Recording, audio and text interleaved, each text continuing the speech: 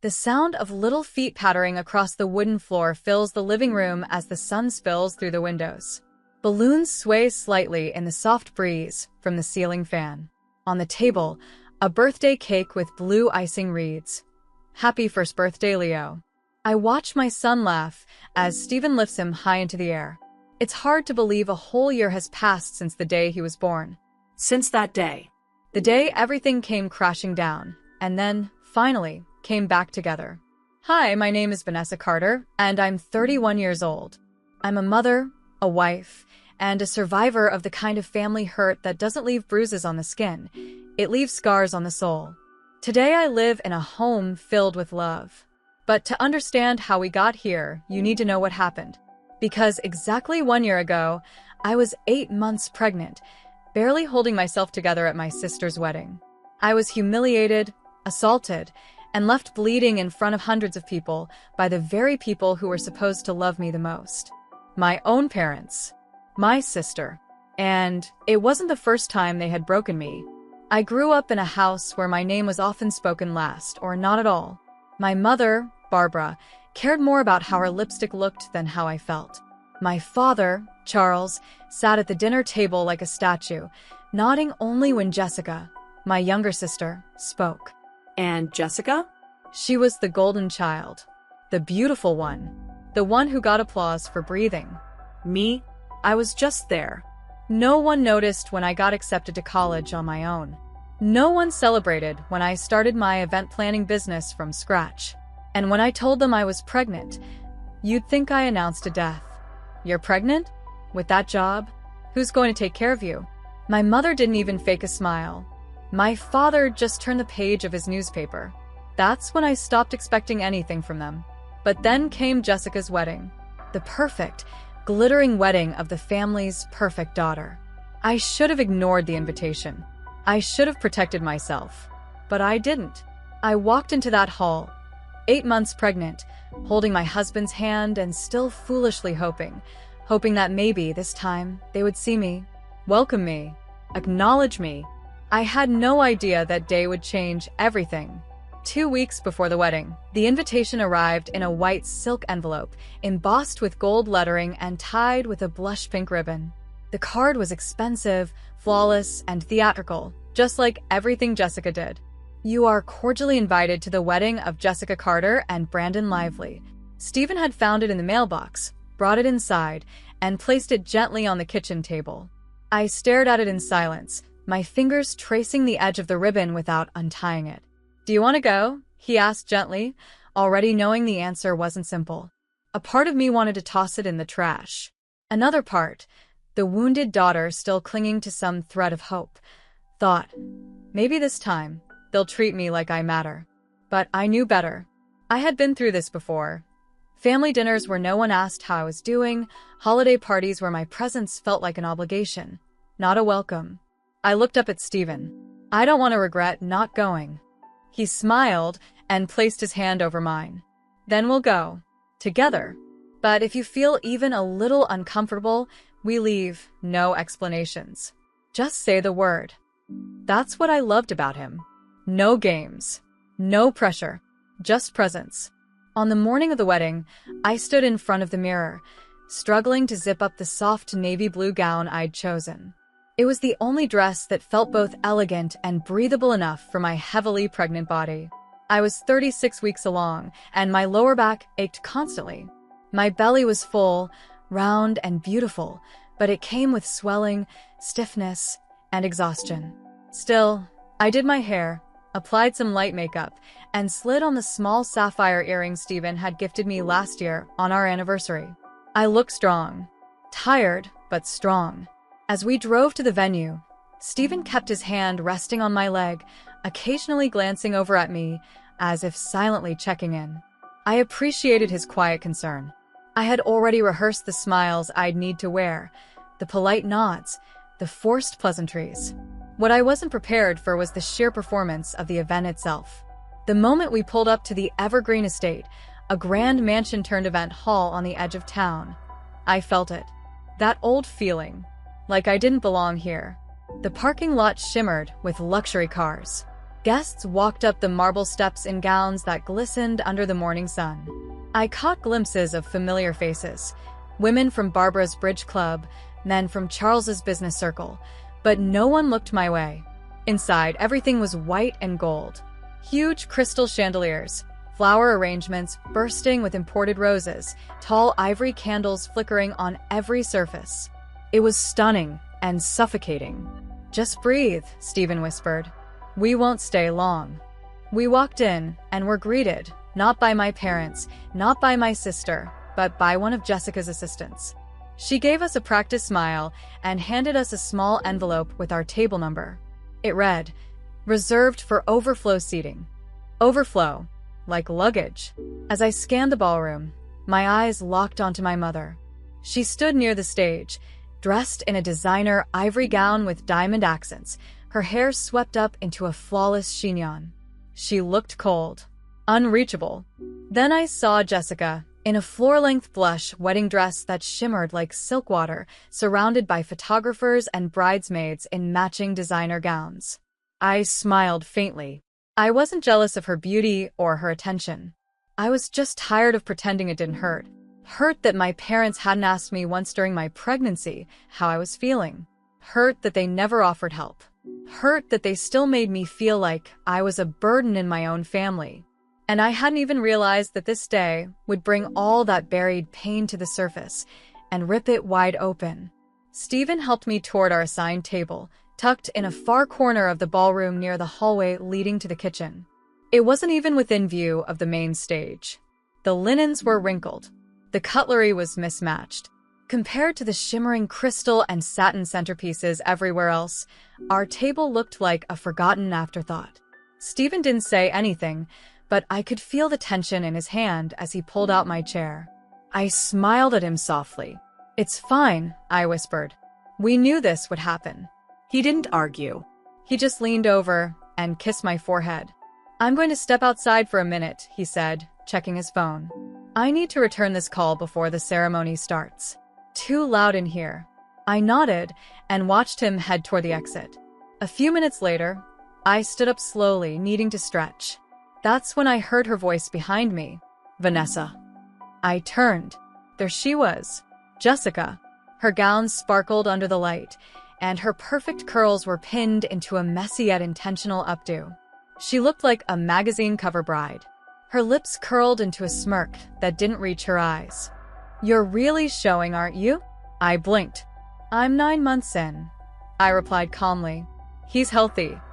She nodded slowly, then glanced down at my dress with clear disapproval.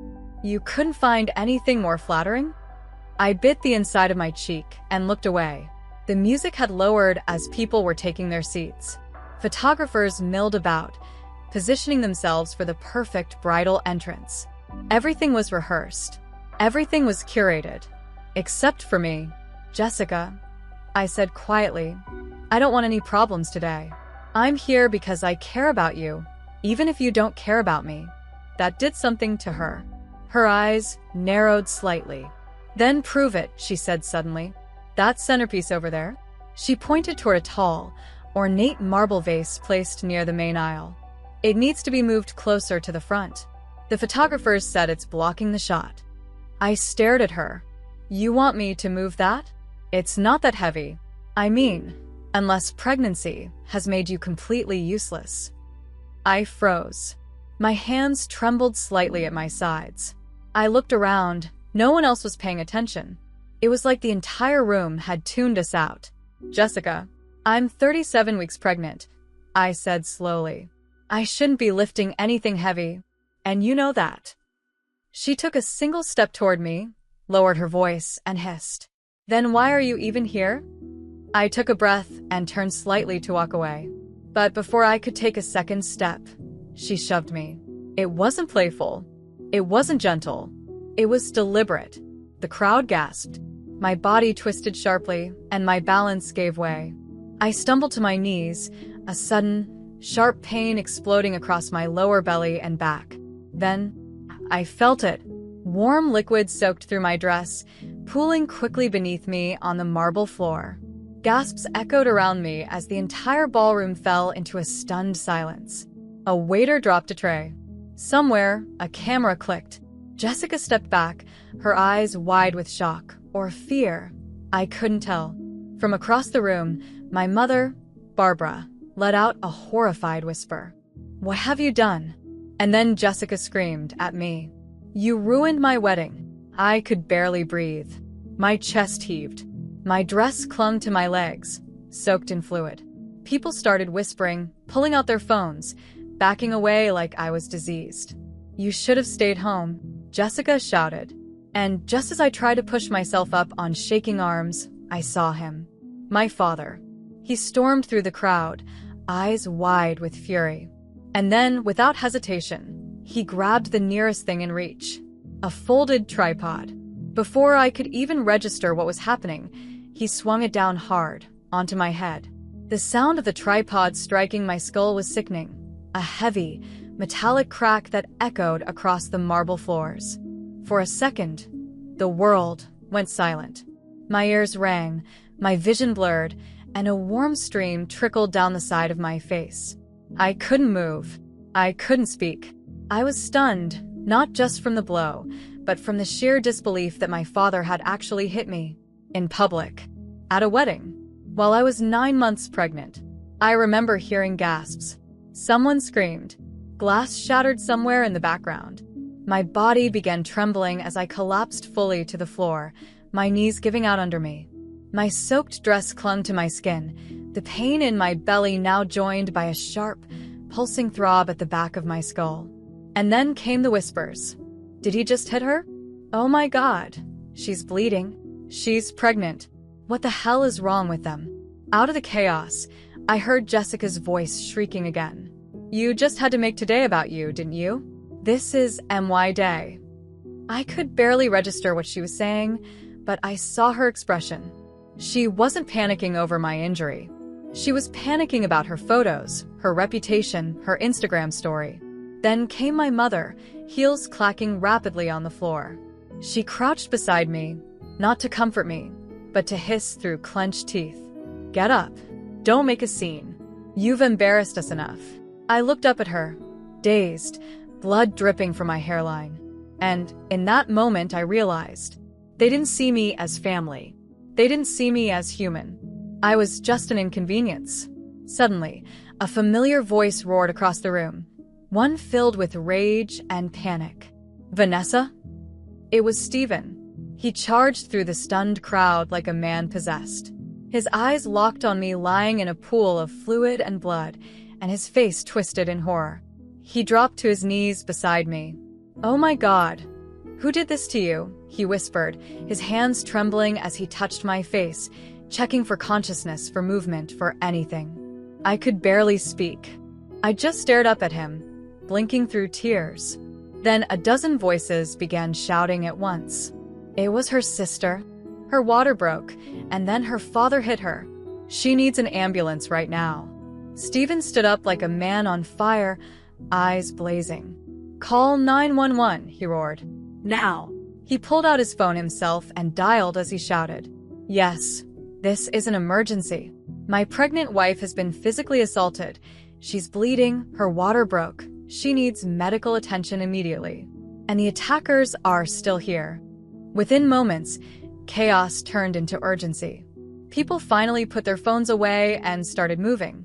A guest, someone I didn't recognize, rushed to grab a napkin for my head. A younger man took off his jacket and placed it under my neck to elevate me. Somewhere in the background, a woman's voice shouted, "Someone stop that man. He hit a pregnant woman." But my father had already retreated to the corner, hands shaking, trying to explain himself to no one. Jessica was crying now, but not over me. She kept wailing. This isn't fair. She ruined everything. This was supposed to be my perfect day. Stephen knelt back down beside me, held my hand tightly, and whispered, "They're on their way, baby. I'm right here. You're going to be okay. I promise." And for the first time since I arrived at that cursed wedding, I believed someone. The wail of sirens sliced through the tension hanging in the ballroom. In less than 5 minutes, 2 police officers and a paramedic team burst through the main entrance. The moment they saw me lying on the floor, blood streaking down my face, my dress soaked, my husband cradling me protectively. The mood shifted from chaos to controlled action. "Step back, everyone. Clear the area," a paramedic shouted, kneeling beside me. Officer Grant, tall and composed, scanned the room sharply. "Who did this to her?" he demanded. A dozen hands pointed at my father, Charles. "He hit her with that tripod," someone said. "She's pregnant."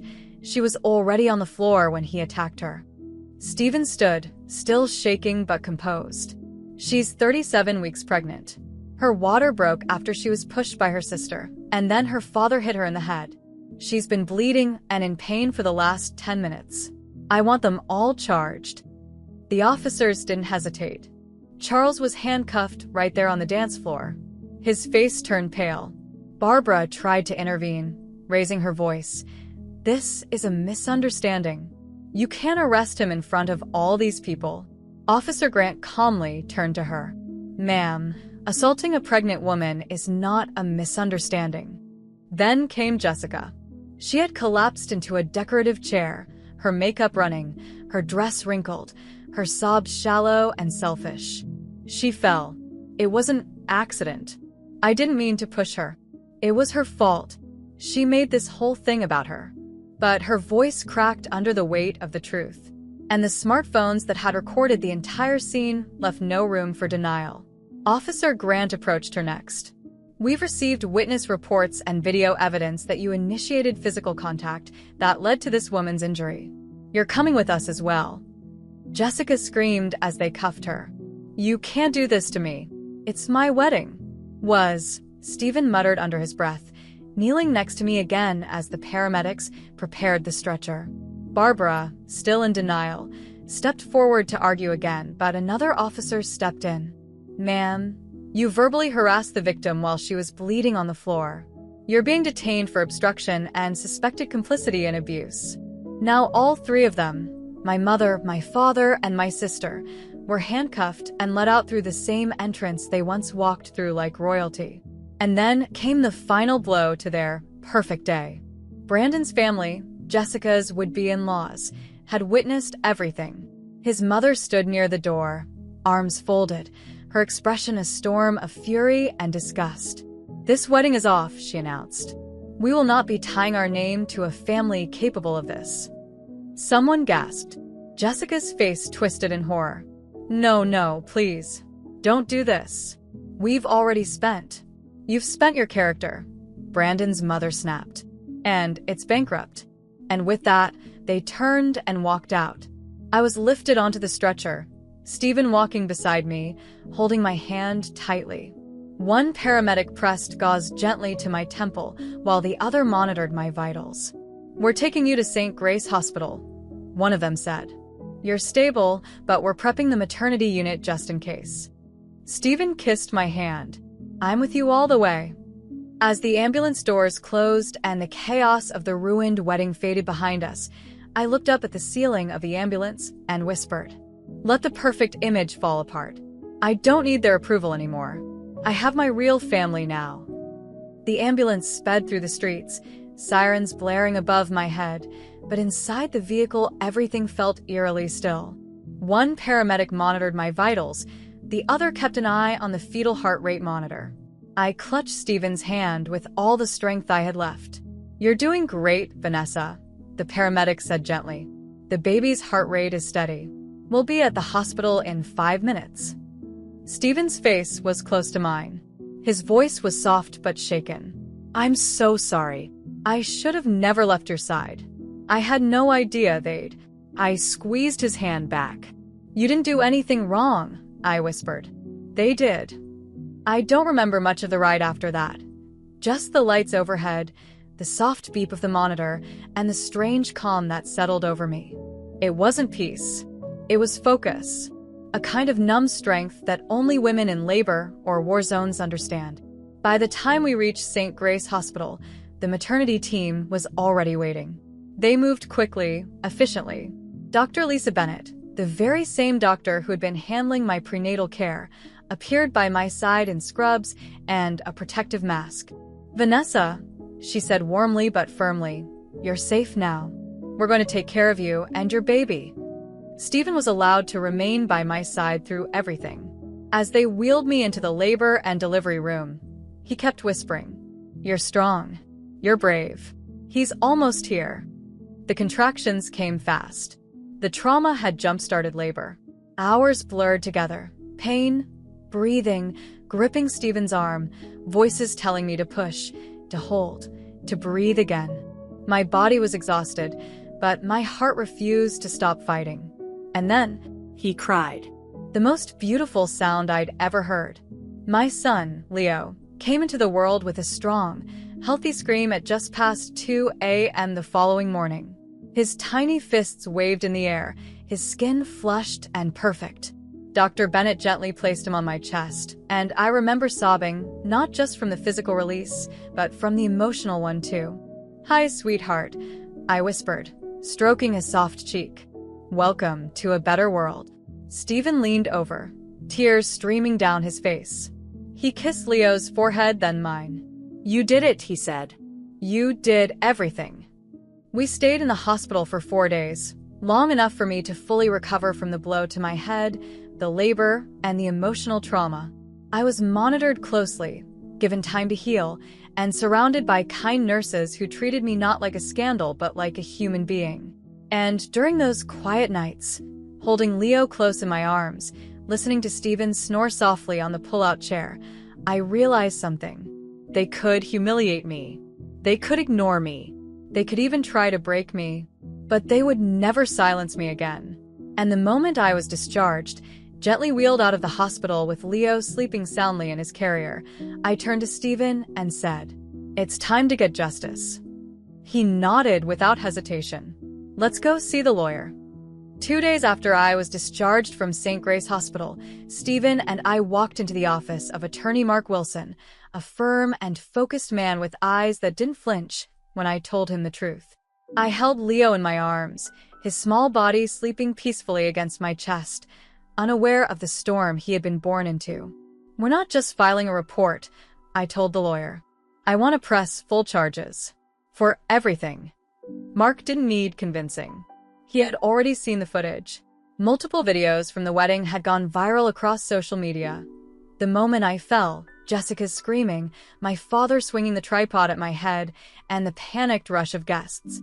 It had over 2 million views across TikTok, Instagram, and Facebook. And the public reaction? Brutal. People were outraged. Women's rights groups, nurses' associations, and parenting forums condemned the violence. People I had never met were calling for justice in my name. I didn't feel proud of that attention, but I felt validated. "We'll pursue charges of aggravated assault," Mark explained, "and include endangerment of an unborn child, public violence, and emotional abuse.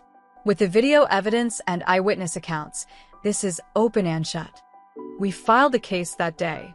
What followed was a series of hearings, depositions, and court dates. I didn't hide. I showed up to every one of them, with my head high and Leo in a carrier on Stephen's chest. The courtroom whispers didn't bother me. The judgmental glances from my parents' former friends didn't scare me.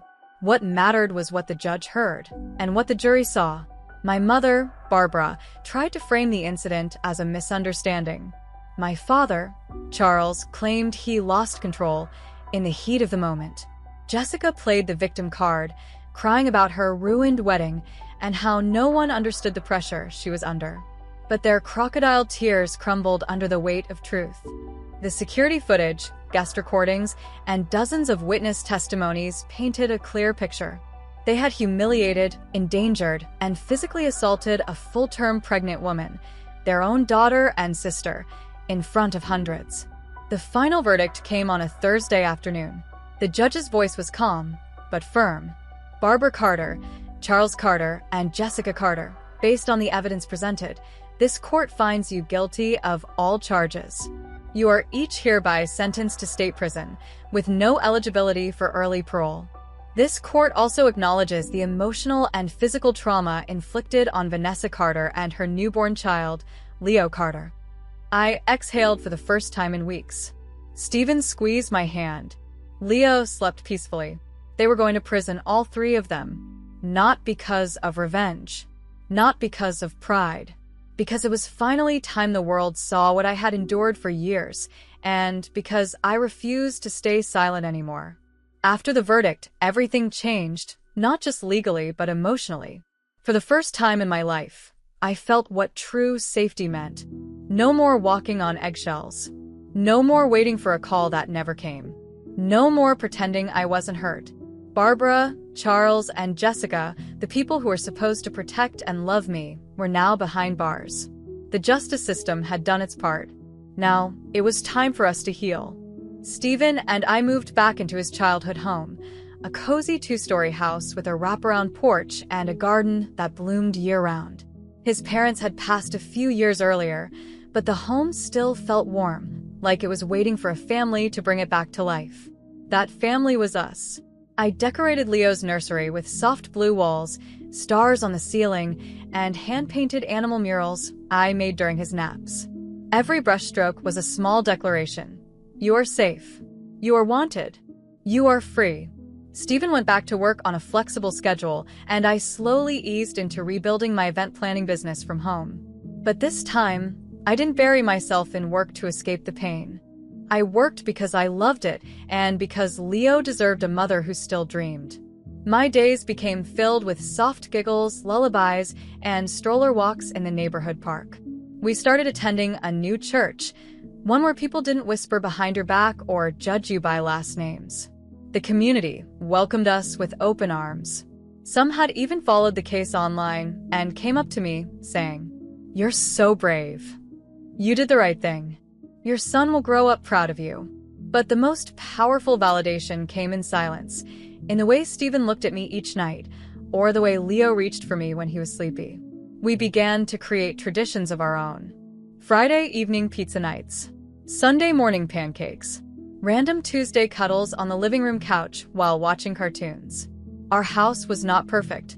There were sleepless nights and messy diapers and bills to pay. But it was ours. And it was real. For the first time in my life, I wasn't just surviving. I was living. The sun filtered softly through the windows, casting golden streaks across our living room. Balloons were tied to the chairs.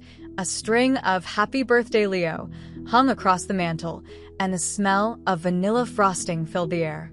Stephen stood by the kitchen counter, lighting the last candle on a small blue and white cake we'd made together the night before. Leo, now walking with wobbly excitement, toddled across the rug in his dinosaur onesie, giggling at the sound of his own footsteps. I stood watching them, my heart full in a way I never thought possible. Today marked exactly 1 year since that day, the day Jessica pushed me, the day my father struck me, the day I went into labor, and the day my son came into the world. It was the day my old life ended, and a new one quietly began. "Vanessa?"